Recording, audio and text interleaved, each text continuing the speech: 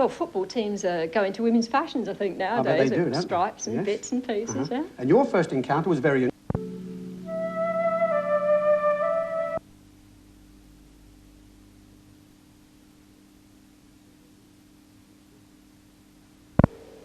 Without the River Parrett, it's difficult to conceive of a reason for the existence of the town of Langport, although it was first mentioned in the 10th century as one of the 45 boroughs of the southwest of England.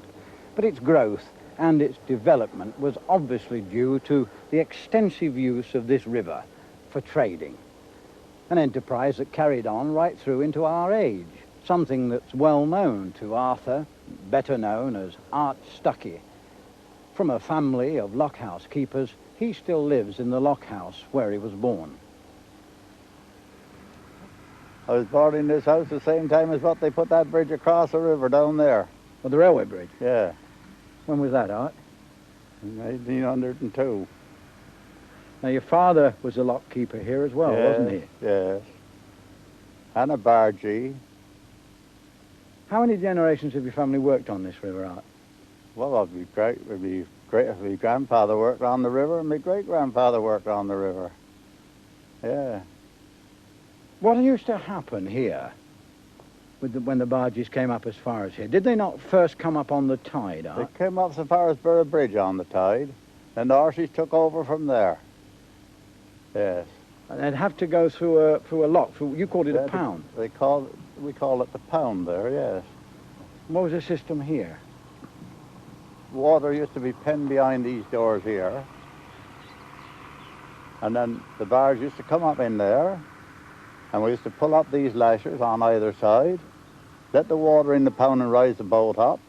Then the horse used to take on and pull up as he pulled away, so the gates used to open. What were they bringing up and down in the barges? Oh, bricks, coal, timber, everything. Everything came up and down there. And where would they take them to on from here? Up to Langport and up to Westport. Yeah. And did they bring anything back with them, or did they come back down empty? Well, they used to take stone back down from out the quarries out here. They used to haul them in and tip them down in the barges off the bank up there. There's a proper place up there where the horses used to go down and back, and they used to put planks, boards down, you see, and tip the stone out of the putt, as they used to call it, and fill the barge up and take the stone back down.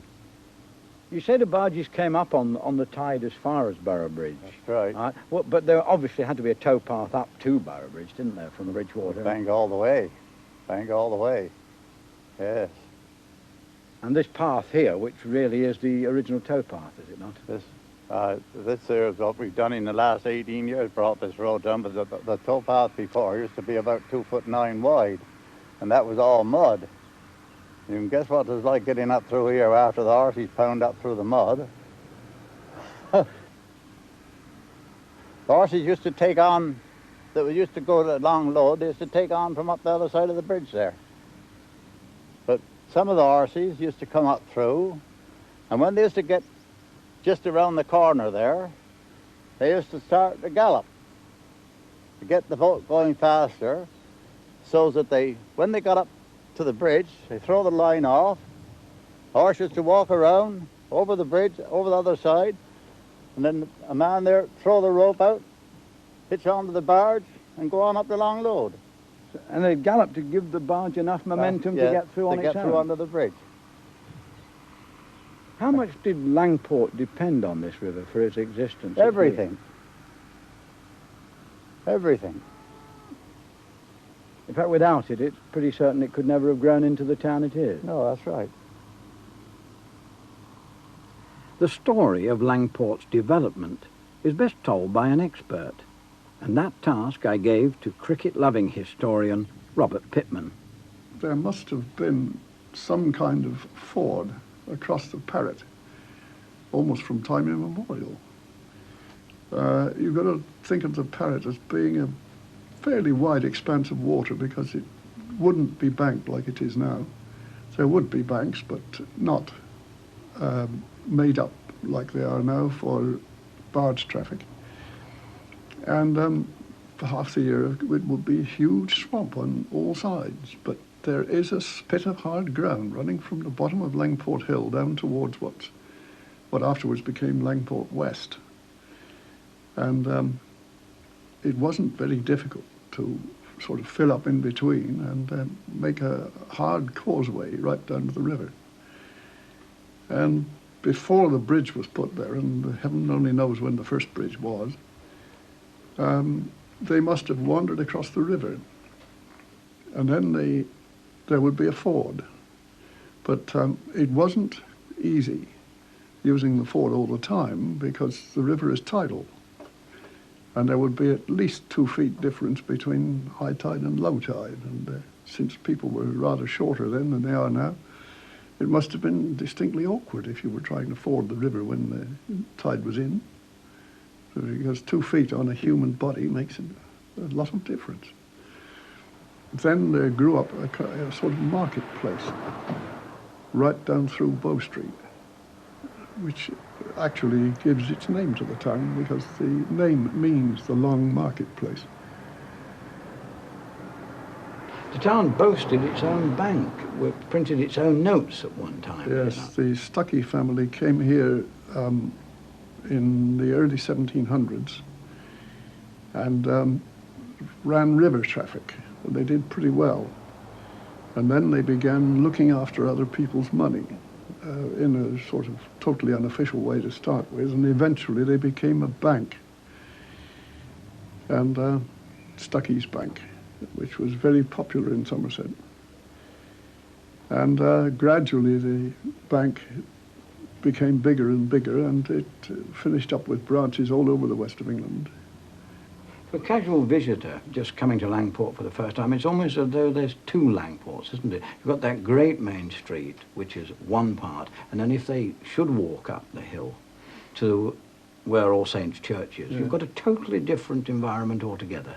Yes, well, during the 19th century, more or less in the first half of it, the local gentry, that is to say the local people with money, Stuckey particularly, cleared the top of the hill, and they cleared the top. Stuckey built what's now the convent, and used the old marketplace as a sort of foreground to his stables. And the other people seem to have followed suit, but the top of the hill has all the big residential places, and they're all practically Victorian or mid-Victorian. Probably the most well-known building in that area must be the Hanging Chapel. What are the origins of that? Well, probably the wall part of it is part of the old town wall. I don't mean that there was a wall all the way around Langport. It was in fact an earth bank. It still is an earth bank in the convent grounds. And over the road there, they built this archway, which I think at one time had gates in it. And then they built a chapel on the top, and it's believed to have been a guild chapel. But whether it was, heaven knows. It's got absolutely nothing to do with hanging. It's, if anything, it means overhanging. And it does overhang the road, of course. The town had at least one very famous son in Walter Bagehot. How do they feel about him today? I doubt whether most of them even know his name, because, of course, he died over 100 years ago, and there isn't any particular reason why people should remember him. He was an economist, and he also wrote a book on the British Constitution, which I believe was a sort of set book until fairly recently. Incidentally, there were 2 people. First of all, his sister-in-law wrote a life of Walter Bagehot. And then in recent times, there's a gentleman living up on the top of the hill there called Sissons, who is a poet. And he's written a very good life of Walter Bagehot, which I thoroughly enjoyed. But I wouldn't think that most people in Langport know a great deal about Bagehot or about what he did. In common with so many southwest towns where the industrial reason for their being has ceased to exist, alternative trades and crafts have to be quickly developed, and such an alternative can be found here in the tapestry and silver workshop of Bernard and Pippa Bertham. Well, I just like metal, really. I like sort of making three-dimensional things rather than just painting. You know, and it also sells better as well, you know, than painting. I like making things for people rather than just sort of making them for myself completely. Looking at most of your works on display, I've noticed that some of it is very modern indeed, using modern materials for inlaying, and, Yes. and other, like the silver spoons and thimbles, is very traditional. Yes. Well, my work is actually the traditional work. Mine's mostly flowers and landscapes, and Holly, my colleague over there, is doing the inlay and the modern work. I rather like flowers and Somerset scenes and things like that. Are there set traditional methods of working for a craftsman in silver? Yes, there are, really. I mean, mine's really just cutting out, soldering, and then soldering on, cutting out the patterns and engraving, using this drill for engraving. There are lots of other different ways of doing things, like etching and forming and repoussé work and things like that, yes. Well, when you etch onto silver, do you it's get a engraving. wastage, or engrave on Yes. silver? Do you get wastage at all? Yes, How you you do. collect it I up and- catch it all here in the wondered about skin, and then I send it back to the assay office. I collect it up very carefully and send it back to Blundell's, and I think you get 2/3 of the price back, the original price. And what about your market, Peter? Do you find you sell most through private buyers and orders, or people coming in the showroom here? Mostly to commission, but we've got a few shops. We've got one shop in London, and then we sell here. But it's mostly commissions, really, and people coming in and people coming back again after a few years and things like that. So that being here in Langport isn't really that important. I mean, it could be anywhere from that kind of. No, I think it would help if we were in in a bigger town. But we've been here now for 10 years, and people know where we are and things. So it's, you know, they come down here. You know. For those now wishing to enjoy the fruits of their labour in retirement, however, what better way could they find than to use the river, to revel in the unique beauty of its surrounding countryside, to seek the peace that only comes from being alone with nature in all its moods and in all its glory, watching the water ebb and flow past a float cast by a dedicated angler. Such a fisherman is Jim Gaylard. I reckon I've been fishing just about 60 years. Heck of a long time. Yeah. There can't be much about this river you don't know, because you're a Langport man, aren't you? I suppose I know every yard of it, really, you know, from over the 6 miles that we own, you know, the local club. Yeah. It's about 6 miles of river that we've got the fishing rights on. Looking at it, I tell you one thing that strikes me, Jim, that's the amount of weed in it at the moment. Yes. Is that a new thing? Oh, no, no. This has always been the case, I'm afraid. But over the years, it's got worse, owing to the fact that, I suppose, with all the various fertilizers and chemicals and what have you being used on the land around, you know, it eventually gets washed back, and the phosphates and that back into the river, and of course it promotes growth in that. And the other side of it is, of course, that the river authorities, or the river board in those days, used to engage labour to saw the weeds down with a nest of blades reaching right. They used to saw it from each side of the river. You see, across the width of it. Yes, you'd get a couple of fellows either side of the bank, and they'd saw through it. You see, but I'm afraid these days there's very little of that done. So we have to rely on the elements now. In other words, we have to wait for the frost and a darn good flush through to get rid of the weeds now. Further along the river at Staithe is the home of Watergate keeper Fred Locke, with its magnificent view of Burrow Mump.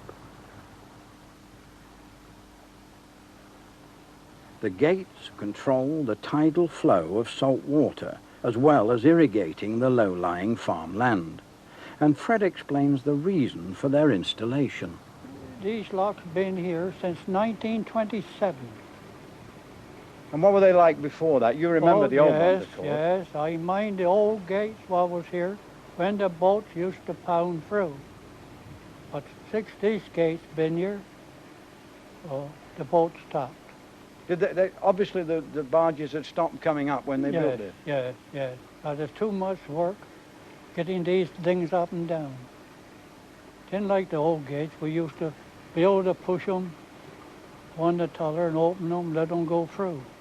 My father used to do it. I going back 80, 90 years ago. Were you born in this lock house here? No, just around here.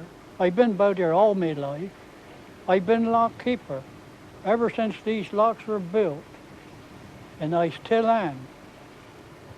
I still lock keeper, but now I be nearly 80 years old. So you might be thinking of an early retirement, Fred. Oh, there too. Well, what was the reason for building this lock if the barges no longer came out? This year locks were built for irrigation, for pen back the clean water here, to feed all the mowers for miles upriver. You mustn't let the salt water, the tide, get up in this water here enough for the cattle to drink. Understand? Fred, you've been talking about opening and closing these gates as though it was something of no consequence, but they've all got to be done by hand, haven't they? All this has always been handwork. How far up do the gates have to come, Fred? They got to go up 17 feet. And how many turns of a handle's that then? That's 30, near enough 30 turns to 1 foot. Near enough 30 turns to 1 foot. And you do all that? I do that, yes. And sometimes 3 or 4 times a day? I got to get my son out sometimes to give me a hand. Yeah,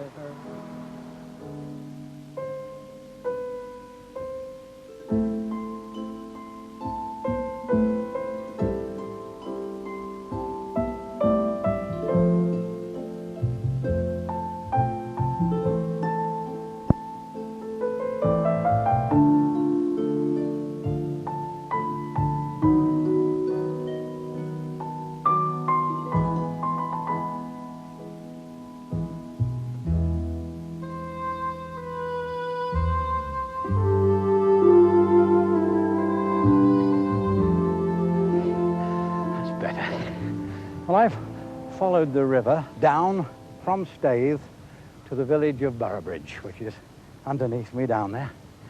And I've just climbed what's known locally as the Borough Mump. And although there are some people who believe the mump to have been made artificially, the experts don't think this is so, although they might have levelled the top of it here in order to make it a better fortification. Certainly it was occupied from Roman times, Saxon times. They found evidence of that. King Alfred fortified it. And then sometime in the 15th century, this chapel was built. And then after the dissolution, it was badly damaged and they stopped using it. And again, during the Civil War, the Royalists occupied it until the Battle of Langport, when they decided it was better to surrender. But they were badly defeated, as you probably know, at Langport, so they surrendered. There were 120 of them somehow garrisoned up here. You wonder how they survived it. And then it remained in a state of ruin until 1750, when they decided to rebuild it, this time in a rectangular shape with a western tower. And halfway through they stopped. Whether they ran out of money, whether they just became fed up with the whole idea, I don't know. And 40 years later, they built the Church of St. Michael's down there. This, of course, is dedicated to St. Michael as well, the saint of high places, and that is where they worshipped from then on. But I do advise you to climb this mump, because the view up here is absolutely magnificent. All around, including the journey we've made already up to Boroughbridge, and I can heartily recommend it. And then you can go back down there and have a pint in the King Alfred, and go where we are going in a minute, up to the site at Athelney, where King Alfred came to recover from his defeat by the Danes. Before telling you about this monument to King Alfred, I want to introduce you to a man who sees it every day of his life from the window of his home on the bank of the River Tone, a tributary of the Parrett. Former publican, cider maker, withy grower, and celebrated local character Harold Mead, who remembers well the trading barges travelling past his home between Taunton and Boroughbridge. We used to go from here up ham mills with coal, unload coal, and pick up hay on the way return journey very often.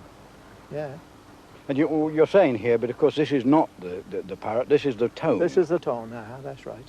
And you would come up the Parrett to Boroughbridge? Oh yeah, no, we used to run the Langport on the Parrett, you see. But here, we used to be able to get up so far as Ham, without any locks, you see.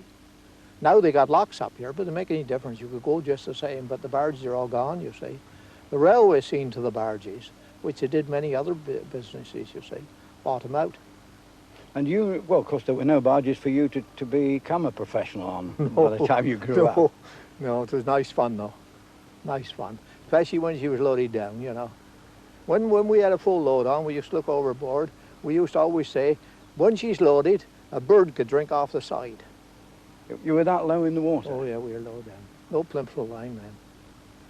And it was a profitable business in those days? Bound to be, see, that was the only means of transport. As you probably know, that all the moors were pumped dry here with coal. So therefore, there was a huge demand for coal. So every tide, when you could run, well, you couldn't run on leaps, you see. You wouldn't have enough water. But when there were a tide on, they used to go lag out day and night. And come back with horsepower? Oh, we had a horsepower. Always had a horse. We run short of water, see. Run short of water, see. She's going one very good. Put the horse on, he'd go. Boroughbridge must have been a flourishing place in those days. Not like Langport. Langport, of course, you see, they had their own bank at Langport. Marvellous place, Langport. I bid Harold goodbye, telling him I was on my way to talk about a considerably older man than he was, who had also made his reputation and stamped his mark on this area of Somerset. This not very exciting monument was erected to the memory of one of the greatest kings that ever lived in England, King Alfred the Great. He was then King of Wessex. He became king in 871, at a time when the Danes were ravaging the whole of his kingdom. By 878, they had occupied 9/10 of it, making their fortress at Chippenham, and that is when Alfred fled here. He came here to take refuge with the monks. There was a monastery here, and he lived in an old hut in an alder grove, owned by an old lady, and that's when the legend of the burning of the cakes happened. And you probably remember what she is alleged to have said, that if he hadn't the energy to look after them when they were cooking, how would he find the energy to eat them? From here, he went out into the court of Guthrum, the leader of the Danes, dressed in a minstrel's clothing, carrying a harp, and he listened to their plans of battle, and he learned the disposition of their forces. From here, he went back into battle, having heard that the men of Devon had already defeated the Danes, and he was so successful, he drove them all the way back to Chippenham, where he besieged them. Guthrum finally sued for peace and agreed to leave Wessex and agreed to become a Christian. Guthrum came here to Allah, where he was baptized, and Alfred stood in for him. From then on, Wessex was never really troubled by the Danes again. There was one more really big battle outside Wessex when Alfred defeated them in Kent and occupied London. He had peace from then on, and the second stage really of his life began, because he was a very cultured man. He brought learned men here from all over Europe. He insisted that the sons of free-born men should be educated and learn both English and Latin. And he was a religious man. He built a magnificent abbey here on this site, Athelney Abbey, of which not one stone remains to this day. He was truly Alfred the Great. When you think of all the numbers of great sculptors that have lived in this country since his day, you'd have thought that one of them could have conceived something a little more exciting than that.